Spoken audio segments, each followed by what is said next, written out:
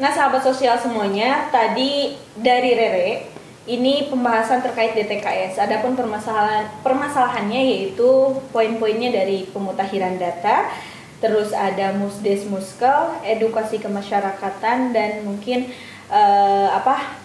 dari internal SDM-nya. Nah, apa itu DTKS? Karena tadi mungkin ya nyambung gitu kan ya dengan edukasi dan lain sebagainya supaya lebih ke masyarakat umum tahu. Apa itu DTKS? DTKS itu adalah data terpadu kesejahteraan sosial, di mana data itu digunakan untuk sumber calon penerima manfaat seperti bantuan sosial seperti BPNT, PKH mungkin juga tahu ya. Iya, betul. Jadi maksudnya kan data pendamping PKH gitu, jadi data yang mengetahui gitu. Betul. Oke, berarti kayak semacam wadah ya. Wadah untuk base data atau wadah untuk penerima bantuan. Ya itulah dinamakan dengan DTKS. Sudah hatam semuanya. Oke. Dan juga ini kan tadi pemutakhiran data ya, perlu dilakukannya pemutakhiran data dalam DTKS supaya gitu. Lu. Mirip dengan yang ini. Udah tahu suka ketukar terus lu ini. Dan juga ada di poin permasalahan Musdes. Apa itu Musdes dan Muskel? Musdes itu musyawarah desa, di mana musyawarah desa itu sebagai forum untuk pengajuan calon penerima DTKS, anggota atau apa ya namanya? Daftar KPM calon KPM DTKS itu. Jadi ketika Musdes Muskel itu dilangsungkan, ketika membahas DTKS, otomatis akan verbal ya, kayak penyaringan data. Iya.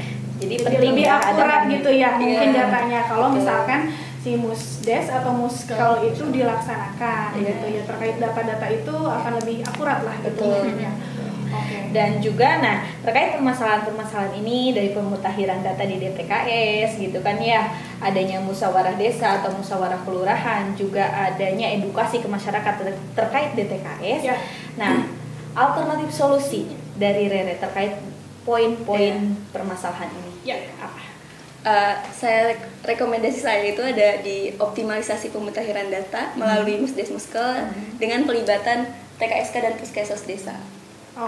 Jadi adanya keterlibatan dari TKSK dan Puskesmas. Jadi selama ini bagaimana itu fungsi atau peran dari nantinya di mana si Puskesmas ini sebagai di Musdes Muskel itu sebagai peran edukator dan pengawas Musdes Muskel dalam pengajuan data DTKS itu. Baik. Ada lagi? Udah deh. Aman. Mantap, luar biasa. Terima kasih siapa? Rere, penjelasan yang sangat luar biasa terkait DTKS, dan mudah-mudahan bisa memberikan sedikit edukasi ataupun pencerahan gitu ya untuk yang menonton para sobat sosial. Kita selanjutnya masih di poin analis sumber dana bantuan sosial. Ini terkait Pokmas katanya. Tadi kan sudah dibahas ya oleh Tasya. Ini banyak banget poin-poin dari Pokmas itu terkait manajerial Pokmasnya, kemudian keterlambatan pengantaran dan juga kurangnya pengetahuan tentang Pokmas atau program Pokmas itu sendiri, atau kurang edukasi lah gitu. Nah, ini bagaimana Tasya terkait dengan rekomendasi atau alternatif solusinya nih?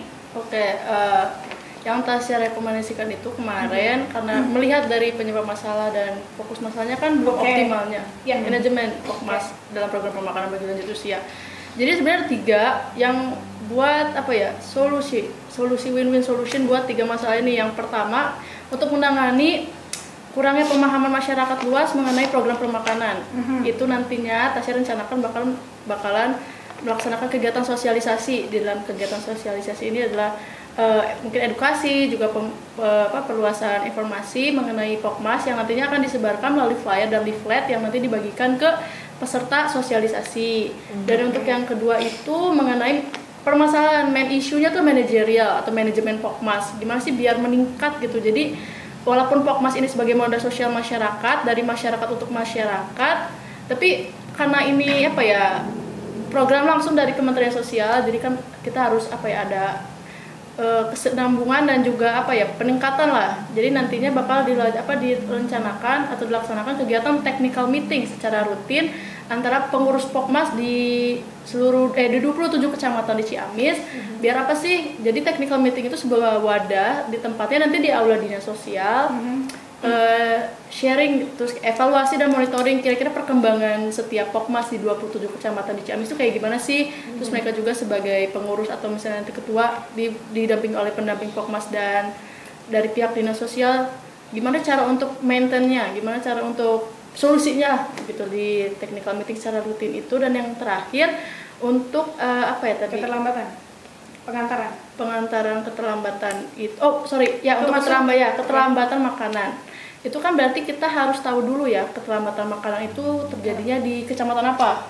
Terus intinya untuk ke masalah itu Tasya ini merencanakan kegiatan home visit. Jadi nanti home visit ini juga dilakukan secara berkala, secara rutin oleh pendamping Pokmas, terus dari pihak dinas sosial biar tahu sih home visit itu apa. Home visit itu sebuah kunjungan ya ke rumah lansia yang lansia tunggal, biar tahu kira-kira testimoni mereka lah selama dapat program permakanan dan ya sekalian sosialisasi juga kunjungan kayak seperti itu. Oke. Jadi ada rutin ya supaya misalkan beberapa minggu sekali, beberapa bulan sekali masalahnya ditemukan dan cepat diselesaikan. Nice. Ya itu. Nice. Nice.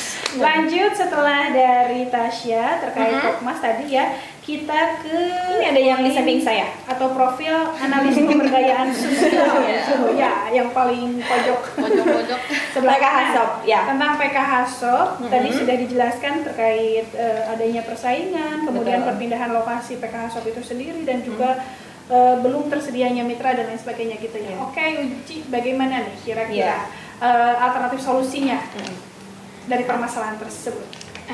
Baik, terima kasih sebelumnya Teh. Jadi saya ulas kembali ya. Jadi penyebabnya tuh karena belum adanya mitra, terus masih kurangnya kepercayaan dari pengelola PKH Shop. Kan pengelolanya kan KPM PKH. Terus mungkin KPM PKH juga kan baru gitu mengelola sebuah usaha, jadi dia masih perlu nih diberikan penguatan mental tentang entrepreneurship kayak gitu. Nah, sehingga saya tuh memberikan suatu solusi atau menyusun sebuah rencana yaitu pengoptimalisasi kemitraan program PKH Shop. Nah, di dalam program ini itu adanya keterlibatan dari stakeholder lain, bukan hanya dari pendamping PKH, tim PKH Shop atau pengelola dinas sosial, tapi ada juga dari dinas pemberdayaan masyarakat dan desa.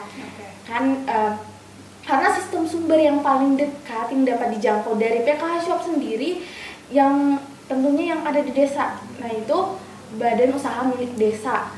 Nah, tentunya ketika PKH Shop sendiri telah menjadi mitra dari dari BUMDes, tentunya ia memiliki kedudukan di desa tersebut sehingga tidak mudah untuk misal pindah lokasi. Tentunya dia sudah memiliki kepercayaan dan warung-warung sekitar juga mungkin tidak merasa tersaingi seperti itu. Dan tentunya ketika PKH Shop sendiri ini maju, tentunya yang akan unggul juga desanya karena yang diberdayakan adalah masyarakat yang tergolong sebagai keluarga penerima manfaat. Oke, jadi optimalisasi terkait mitra gitu ya. Oke, baik. Supaya berjalan bersama dan sukses pun bersama gitu kan ya. Terutama tadi yang dibahas itu badan usaha milik desa atau BUMDes. Itu begitu ya? Iya. Oke, lanjut. Sudah atau ada lagi? Ya, jadi tadi keterlibatan stakeholder lain seperti dinas pemberdayaan masyarakat dan desa itu nantinya membantu untuk memberikan sosialisasi kepada desa sendiri tentang kemitraan tersebut. Jadi kan nanti ada pendamping juga kan memberikan tentang apa sih modal sosial, terus nantinya juga dari pihak Dinsos memberikan tentang penguatan mental entrepreneurship dalam berwirausaha seperti itu. Oke, jadi sama-sama ya Ji menuntaskan kemiskinan, menuntaskan kesenjangan sosial gitu kan ya, sama-sama bergandengan tangan. Oke, baik. Ada lagi atau sudah cukup? Baik, cukup. Puji tadi sudah cukup dengan permasalahan-permasalahan dan juga alternatif solusinya. Kemudian kita lanjut masih di analis pemberdayaan sosial, ini ada LKS, kesejahteraan sosial yang pinggirnya nih, Alia. Oke, bagaimana nih alternatif solusinya dari permasalahan itu? Jadi tadi untuk permasalahan mengenai LKS itu kan LKS-nya ini belum jadi mandiri gitu ya Teh. Jadi berkenaan dengan hal itu, kemudian ada potensi juga di bidang pemberdayaan sosial bahwa pembinaan ini sebenarnya sudah dilaksanakan, tapi memang belum secara terfokus untuk melakukan pembinaan pada LKS yang memang akreditasinya dari B sampai dengan belum terakreditasi gitu. Nah, makanya Elia di sini memberikan solusi bahwa LKS ini perlu dilakukan pembinaan, yaitu pembinaan LKS mandiri untuk di Kabupaten Ciamis, dengan nantinya Elia ini akan membuat outputnya ini merupakan adanya pedoman pelaksanaannya. Jadi nanti membantu juga di bidang pemberdayaan sosial untuk melakukan pembinaannya ini akan seperti apa, stakeholder apa saja yang terkait, contohnya narasumbernya siapa saja, bagaimana jadwalnya, penganggarannya seperti apa, kemudian materi-materi yang dilaksanakan itu seperti apa. Nah, untuk materinya sendiri berkenaan dengan manajemen dari lembaga kesejahteraan sosial itu sendiri, kemudian bagaimana pendanaan mandiri, apakah akan membuat proposal untuk pengajuan kepada perusahaan berkenaan dengan CSR ataupun nanti dari hibah luar negeri, itu juga bisa dijangkau oleh lembaga kesejahteraan sosial. Kemudian bagaimana lembaga kesejahteraan sosial ini dapat mendorong gitu untuk legalitasnya, akreditasi, pengurusan akreditasi dari LKS tersebut. Kemudian juga LKS ini memenuhi standar pelayanan minimal untuk penyelenggaraan kesejahteraan sosial untuk kesejahteraan masyarakat di Kabupaten Ciamis. Oh iya, jadi Elia ini sudah merekomendasikan atau alternatif solusinya adalah melakukan pelatihan pembinaan terhadap LKS, dan materi-materi dalam pembinaan ini Elia sudah siapkan. Sudah siapkan. Luar biasa ini. Jadi nanti kalau misalkan akan dilaksanakan pun materinya sudah disiapkan. Sudah siap gitu. Jadi istilah nama antun prak-prakan anak gitu ya. Tinggal pelaksanaannya gitu ya. Pelaksanaannya gitu. Oke, baik, kalau begitu ada lagi yang mau disampaikan? Oke, ngos-ngosan. Oke, lanjut kita ke pembahasan selanjutnya mengenai apa nih? Ini penanggulangan bencana. Analis penanggulangan bencana. Yang pertama ada kesiapsiagaan bencana bagi penyandang disabilitas. Luisa. Ini tadi kan poin-poinnya sudah disampaikan bahwa memang karena ini Ciamis bagian dari kabupaten yang rawan bencana, tapi belum ada arah untuk kesiapsiagaan bagi penyandang disabilitas. Di mana ini? Penyandang disabilitas itu merupakan salah satu yang rentan atau untuk ketika terjadinya bencana. Solusinya gimana nih, Luisa? Ya, untuk solusi dari permasalahan itu ini juga udah dikaji bersama dari wawancara mendalam tadi ya, dengan pihak yang terkait. Jadi solusinya itu dari saya adalah peningkatan kapasitas keluarga yang memiliki penyandang disabilitas terkait kesiapsiagaan bencana bagi penyandang disabilitas. Nah, jadi sasarannya itu lebih ke keluarganya. Karena sulit nih kalau misalnya kita langsung ke penyandang disabilitasnya, bingung nih gimana cara menyampaikannya. Nah, jadi bentuk kegiatannya itu adalah sosialisasi terkait. Jadi pelaksanaannya itu dilakukan oleh pendamping disabilitas kerjasama dengan Tagana. Jadi diadakannya sosialisasi, edukasi terkait kesiapsiagaan bencana kepada keluarga penyandang disabilitas. Itu saja? Ada lagi? Cukup. Singkat, padat, dan jelas. Oke, kalau begitu kita terakhir ini kalau tadi berbicara tentang penyandang disabilitas. Nah, kalau sekarang ini Lulu ini berbicara tentang pendidikan bencana pendidikan kesiapsiagaan bencana. Ya, dan tadi masuk di poinnya yaitu Tagana masuk sekolah. Sudah bagus, positif sekali. Hanya saja dalam pelaksanaannya itu ada hambatan gitu dan perlu lebih didorong lagi. Nah, solusinya nih, alternatif solusi dari Lulu terkait Tagana masuk sekolah, langsung aja ya, terkait Tagana masuk sekolah itu seperti apa, atau generalnya terkait pendidikan kesiapsiagaan bencana. Oke, jadi diperjelas dulu. Jadi fokus dalam masalah ini adalah mengenai sustainability dari pendidikan kebencanaan itu sendiri. Tadi melalui program Tagana masuk sekolah ya tentunya. Nah, jadi intervensi yang saya lakukan adalah dalam perlunya, maka dari masalah itu perlunya pengintegrasian nih pendidikan kebencanaan ke dalam kurikulum muatan lokal dapat melalui tadi Tagana masuk sekolah. Maka tadi output yang saya hasilkan adalah saya membuat modul di mana modul ini akan dijadikan sebagai acuan dalam melaksanakan pendidikan kebencanaan itu. Nah, melihat dari itu ternyata dapat respon positif dari sistem sumber yang berkaitan dengan pendidikan ini. Salah satunya adalah dari Dinas Pendidikan dan Kemenak Kabupaten Ciamis. Nah, selain itu tadi modulnya sudah dibuatkan, lalu output lainnya adalah berjalannya atau terintegrasikan si pendidikan muatan lokal ini ke dalam pendidikan kebencanaan ini ke dalam muatan lokal. Nah, tadi sudah ada lampu hijau dari Kementerian Agama dan Dinas Pendidikan, jadi tinggal pelaksanaannya saja.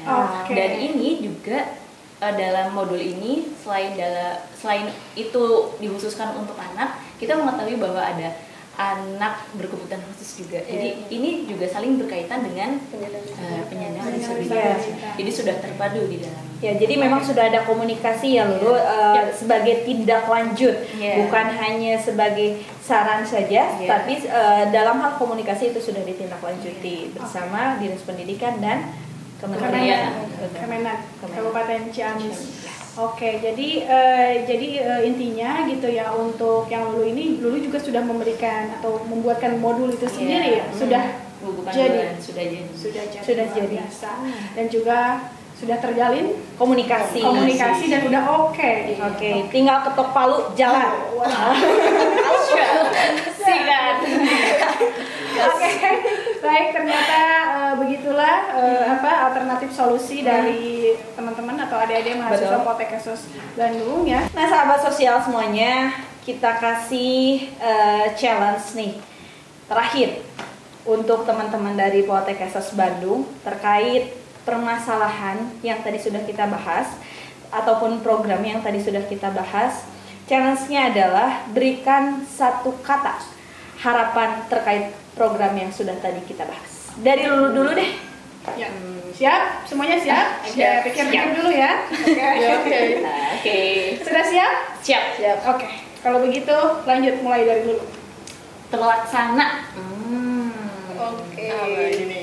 Lanjut. Dukungan. Keberlanjutan. Anggaran. Mandiri. Sejahtera. Bungkus.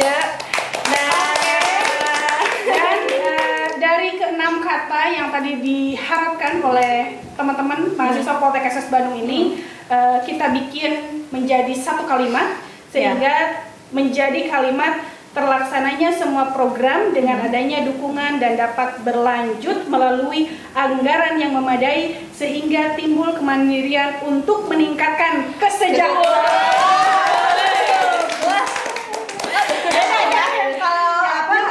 Biasa merangkai puisi, ini nggak apa-apa lah, ya, merangkai satu kata, satu kalimat dari kata-kata yang sudah teman-teman ungkapkan gitu kan ya, dan luar biasa sekali isinya. Yang luar biasa ini sebetulnya ini ya. Ada teman-teman Poltekkes dan semoga harapan teman-teman, harapan kita semua terkait permasalahan-permasalahan yang sudah dibahas selama ini di Ciamis berapa 4 minggu. Apa? 40 hari. Iya. Sungguh luar biasa sekali teman-teman, dari mulai menggali permasalahannya, dari mulai proses mencari gitu ya. dan solusinya.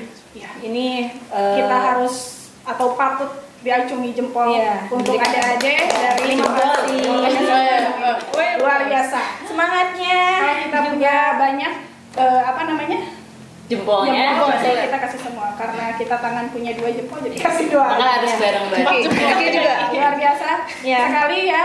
Kami juga ucapkan terima kasih untuk teman-teman dari mahasiswa Poltek Esos Bandung yang sudah berkenan menjadi narasumber di Inspirasi episode kali ini dan juga 2 episode sebelumnya. Mudah-mudahan harapan teman-teman menjadi terwujud dan memberikan dampak positif yang baik untuk Dinas Sosial Kabupaten Ciamis dan untuk Kabupaten Ciamis dan untuk kita semua bisa supaya bisa lebih positif dan lebih baik. Oke. Betul sekali. Dan terakhir ada pantun.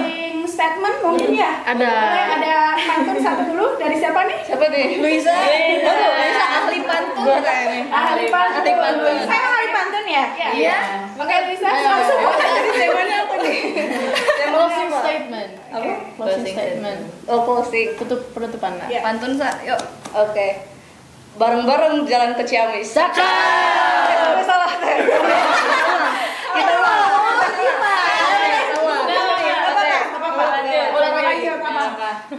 bareng-bareng jalan ke Bekasi. Cakep. Tidak lupa kita harus saling akrab. Cakep. Terima kasih sudah menonton podcast kami. Cakep. Jangan lupa di komen, like, dan subscribe. Luar biasa sekali. Dan satu lagi boleh? Ada yang mau di Kesan-pesan. closing ya, pesan-pesannya, closing statement Ketua aja. dari ini? Ya, Adik-adik. Dari siapa? Dari saya buat Oke, boleh. untuk closing statementnya mungkin lebih ucapan terima kasih kepada Pesada Production juga sudah memfasilitasi kita di sini untuk sharing apa yang kita lakukan selama praktikum institusi selama 40 hari di Dinas Sosial. Juga terima kasih juga kepada Dinas Sosialnya juga telah mendukung kami, menerima kami, dan memfasilitasi juga kami dalam melakukan praktikum institusi. Terus lebih ke mohon maaf juga untuk segala apapun yang kami lakukan, mungkin ada kesalahan dalam sikap, perbuatan, ataupun dari kami. Lebih ke situ. Oke, baik. Sama-sama. Terima kasih juga ya. Baik, kalau begitu kita sudah tidak terasa sudah berada di penghujung waktu ya. Tentunya kita juga harus pamit dan undur diri. Dan terima kasih sekali lagi kami ucapkan untuk adik-adik mahasiswa Poltek Esos Bandung, tetap semangat dan juga sukses selalu. Amin. Ya. Baik, kalau begitu kita pamit dulu aja. Saya Titan Gunawan. Saya Elis Wijayanti. Wabillahi taufiq wal hidayah. Wassalamualaikum warahmatullahi wabarakatuh. Bye bye.